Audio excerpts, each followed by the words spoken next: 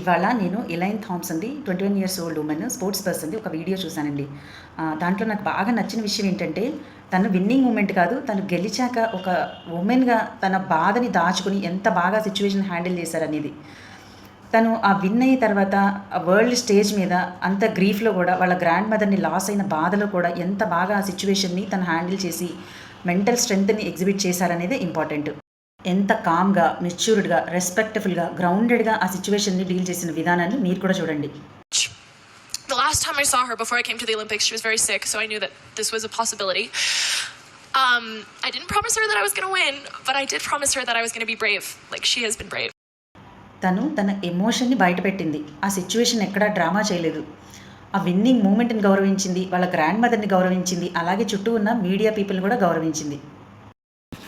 Emotional resilience అంటే ఏంటో తను మనకి చేసి చూపించిందనమాట. రెసిలియన్స్ అంటే మనకి బాధ కలగదని కాదు, ఆ కలిగిన బాధ మన బిహేవియర్ని మార్చకుండా ఉండడం. అంటే మన బాధని కూడా మనం ఎంత డిగ్నిఫైడ్గా క్యారీ చేస్తున్నామని, రియాక్ట్ అవ్వకుండా ఎలా రెస్పాండ్ అవుతున్నామని. థెరపీలో కూడా నేను జనరల్గా ఇదే.